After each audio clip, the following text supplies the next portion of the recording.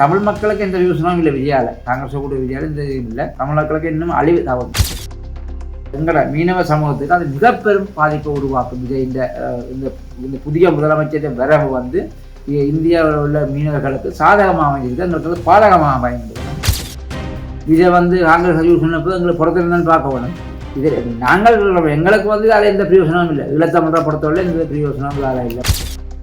இந்த காங்கிரஸ் விஜய் கூட்டுக்கு பின்னால் மிக பெரும் ஒரு சதி வேலை ஒன்று இருக்குது.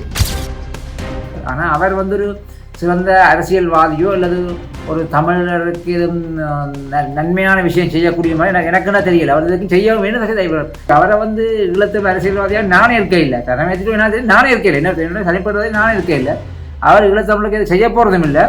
அவர் தன்னை வந்து வளர்க்கிறார். எங்களுடைய இனம் முற்று முழுதாக அழிவடைந்ததற்கும் எங்களுடைய விடுதலை போராட்டம் நசுக்கப்படுவதற்கும் பிரதானமான காரணியாக இருந்த காங்கிரஸோடு மாண்புமிகு முதலமைச்சர் அவர்கள் கூட்டணி இருப்பது எங்களை கவலைக்குரியதாக இருக்கின்றது. காங்கிரஸ் என்றால் எல்லாருக்கும் தெரியும். காங்கிரஸ் எங்கட ஈழத்தமிழத்தை அழிவுக்கு முதல் முக்கிய காரணமாக இருந்தது காங்கிரஸ்ன்றதை யாரும் மறக்க முடியாது.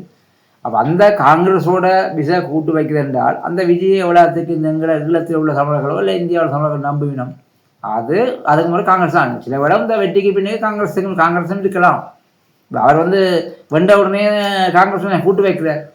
அப்போ இதை ஒன்றை யோசிக்கணும். ஈழத்தமிழராக இருந்தால் இந்திய தமிழராக ஒன்றை யோசிக்க வேணும். காங்கிரஸோட கூட்டு வைக்கிற விஜய் என்றால் எப்படிப்பட்டவர்ன்றதை. ஆனால் என்ன பொறுத்த என்னுடைய தமிழ் மக்களுக்கு எந்த யோசனையும் இல்லை விஜயால, காங்கிரஸ் கூட விஜயால எந்த இதுவும் இல்லை. தமிழ் மக்களுக்கு இன்னும் அழிவு. குறிப்பாக நான் மீனவ சமூகத்துக்கு நீங்கள் பாதிப்பு வழிய எந்த வித நன்மையும் இல்லை. அது சொல்லியிருக்கிற நம்ம ஈழத்தில் பிடிக்கப்பட்ட இந்திய படகுகள் வந்து விடுவிக்கப்பட வேண்டுமோ அங்கே உள்ள இந்தியா வந்து ஈழத்தில் வந்து கடற்படை வந்து இப்போ என்ன சும்மா இந்தியாவுக்கு கைது செய்யுது, இலங்கைக்கு வார மீனவர்களை கைது செய்யுது. அதே நேரம் இலங்கை மீனவர் இந்தியா இலக்கம்னா கைது செய்யக்கூடாது. ரெண்டு நாட்டுக்கு எல்லாம் இருக்குது. அப்போ அதை வந்து அவர்கள் வந்து உலகத்திலே வந்து தடை செய்யப்பட்ட சட்டவிரோதமான முறை மீன்பிடித்த செய்யணும். அவர்கள் வந்து சட்டமடி இழுவமடியை செய்யணும். இல்லைன்னு சொன்னால் இங்கே தடை செய்யப்பட்ட தங்குசிகளில் செய்யணும். அப்போ அது வந்து எங்களில் வளங்களை சொல்கிறதா தான் இருக்குது. அப்போ அதுக்கு வந்து அவர் வந்து ஊக்குவிப்பாளராக தான் இருப்பவழியா அதை வந்து கட்டுப்படுத்துகிற ஆளாக இருக்க மாட்டார் விஜய் வந்து. அப்போ அதால் வந்து எங்களுக்கு முழுமையாக ஈழத்தமிழர்கள் அல்லது வடமாகாண மீனவர் என்ற வகையில் வடமாகாண வடமாகாண கடத்தில் இணையத்தின் யாழ் மாவட்ட தலைவர் என்ற வகையில் நான் சொல்கிறேன். எங்களோட மீனவ சமூகத்துக்கு அது மிக பெரும் பாதிப்பை உருவாக்கும். விஜய் இந்த புதிய முதலமைச்சரின் வரவு வந்து இந்தியாவில் உள்ள மீனவர்களுக்கு சாதகமாக அமைஞ்சிருக்கு, எங்களுக்கு பாதகமாக அமைந்தது. நான் தெளிவாக சொல்லுவேன். உண்மையில் என்னை பொறுத்தவரை விஜயை வந்து காங்கிரஸ் யூஸ் பண்ண போதோ அல்லது விஜய் வந்து காங்கிரஸ் யூஸ் பண்ண போது எங்களுக்கு புறத்திருந்தான்னு பார்க்க வேணும். இது எங்களுக்கு வந்து அதில் எந்த பிரயோசனமும் இல்லை. ஈழத்தமிழரை பொறுத்தவரை எந்த பிரயோசனமும் அதில் இல்லை. வந்து விஜய் வந்து காங்கிரஸை யூஸ் பண்ணுறார்கள், இது காங்கிரஸ் விஜயை யூஸ் பண்ணதும் எங்களுக்கு தெரியல. நான் சொல்கிறேன்னா இது வந்து இதுக்கு பின்னுக்கு பெரிய சதி வேலை ஒன்று இருக்குது பின்னுக்கு. அதை மட்டும் சொல்கிறேன். இந்த காங்கிரஸ் விஜய் கூட்டுக்கு பின்னால் மிக பெரும் ஒரு சதி வேலை ஒன்று இருக்குது. அந்த சதி வேலைக்குள்ள ஆறு அகப்பட போயிடணும் புறத்திருந்தால் நாங்கள் பார்க்கலாம். ஸ்டார் அடித்த மாதிரி காற்றுக்கு கிளம்பின பேப்பர் மாதிரி தானே அவருக்கு ஒரு ஸ்டார் அடிச்சிருக்குது. அதில் தெரிவு செய்யப்பட்டிருக்கார். ஒரு மக்கள் எழுச்சியால் தெரிவு செய்யப்பட்டவர். ஆனால் அவர் வந்து ஒரு சிறந்த அரசியல்வாதியோ அல்லது ஒரு தமிழருக்கு நன்மையான விஷயம் செய்யக்கூடிய மாதிரி எனக்குன்னா தெரியல. அவர் இதுக்கு செய்ய வேணும். ரெண்டு வருஷமாக எதுவும் செய்ய இல்லை. அவர் வந்து தனக்கு ரெண்டிங்காய் நேரத்துக்கு நேரம், அதாவது இந்த என்ன சொல்லுவாங்க அந்த பச்சோந்தி என்று சொல்லுவாங்க, கலரை மாற்றிக்கொள்ளும். அது மாதிரி தான் அவர்கிட்ட தனக்கு எது ஒழும்புதோ அதை கலைச்சு கொண்டிருப்பார். தன்னை வந்து ரெண்டிங் ஆகணும். அவர் வந்து ஒரு சர்ச்சைக்குரிய. அவரை வந்து ஈழத்து அரசியல்வாதியாக நானே இருக்க இல்லை. தலைமையத்துக்கு என்ன நானே இருக்க இல்லை. என்ன தனிப்படுவதை நானே இருக்க இல்லை. அவர் ஈழத்தமிழுக்கு எது செய்ய போகிறதும் இல்லை. அவர் தன்னை வந்து வளர்க்கிறார். என்ன பிரச்சனை அவருக்கு அந்த 3 மொழியும் தெரியும்.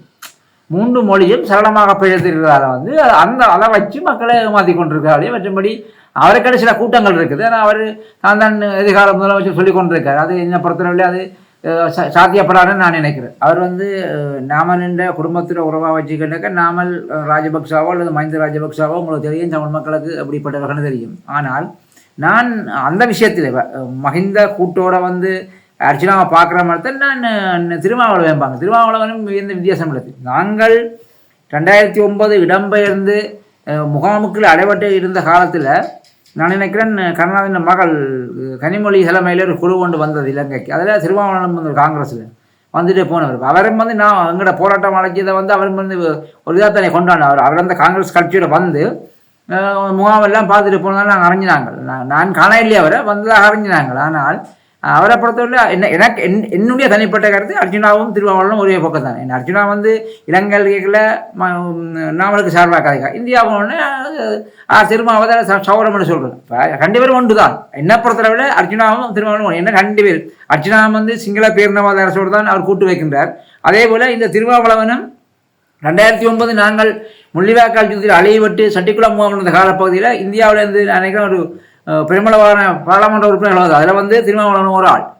அந்த வகையில் அண்டையில் பிடிச்சி திருமாவளவனை கண்ணில் காட்டும் எனக்கு. அதுக்கு தான் திருமாவளவன் ஒரு மரியாதை வச்சிருந்தேன் நான் 7 வருஷங்களுக்கு பல கதை. ஆனால் இப்போ திருமாவளவன் என்ன பொறுத்தவரை திருமாவளவன் தமிழ் மக்களுக்காக ஏற்றவரே இல்லை. அவர் இல்லை யாழ்ப்பாணத்தில் அங்கேருந்து கொண்டு வந்து மறுநாட்டினவர் அப்பையும் கடுமையாக விமர்சித்தவர் நான். என்னை பொறுத்தவரை எனக்கு திருமாவளவன் ஒன்று தான், அர்ஜுனாவும் ஒன்று. 2 பேரும் தமிழ் மக்களுக்கு ஏற்றாக்கள் இல்லை. தமிழ்நாட்டிலே நீண்டகால இடைவெளியிலே குறிப்பாக அதிமுக திமுக மாறி மாறி ஆட்சி பீடங்கள் ஏறி இருக்கின்ற சூழ்நிலையிலே தற்போது நடந்து முடிந்திருக்கின்ற தமிழ்நாட்டு சட்டமன்ற தேர்தலிலே நடிகர் விஜய் அவர்கள் முதலமைச்சராக தெரிவு செய்யப்பட்டிருக்கின்றார். விஜய் அவர்கள் முதலமைச்சராக தெரிவு செய்யப்பட்டமைக்கு வாழ்த்துக்களை தெரிவிப்பதோடு தமிழ் மக்களுடைய நீண்டகால அரசியல் உரிமைக்கான தீர்வுக்கும் அதே போல யுத்த குற்றங்கள் நடைபெற்றிருக்கின்ற நிலையிலே அதற்கான பொறுப்பு கூறல் விடயங்களுக்கு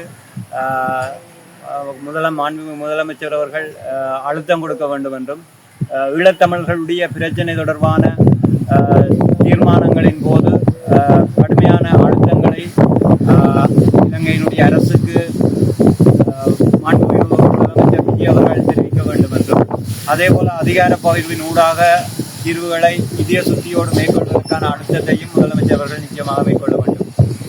நாங்கள் கவலை அடைகின்றோம், அதே போல வன்மையாக கண்டிக்கின்றோம்.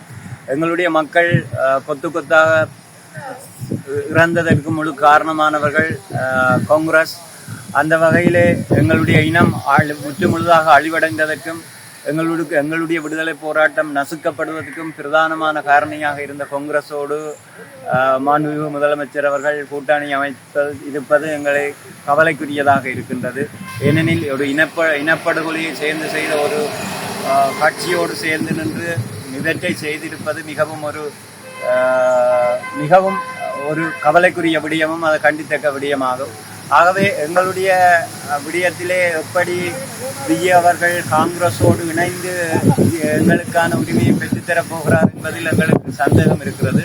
இருந்தாலும் மாண்புமிகு முதலமைச்சர் அவர்கள் எங்களுடைய ஈழத்தமிழர் மீது கரிசனை கொண்டு செயற்பட வேண்டும். அதே போல காங்கிரஸோடு நீண்ட காலம் நீடித்திருக்காமல் தங்களுக்குரிய தனித்துவமான வழியை பின்பற்ற வேண்டும். அப்போதுதான் எல்லோரும் ஏற்றுக்கொள்ளக்கூடிய ஒரு கட்சியாக தமிழக வெற்றி கழகம் திகழும். ஈழத்தமிழர்களும் அதனை நம்புவார்கள்.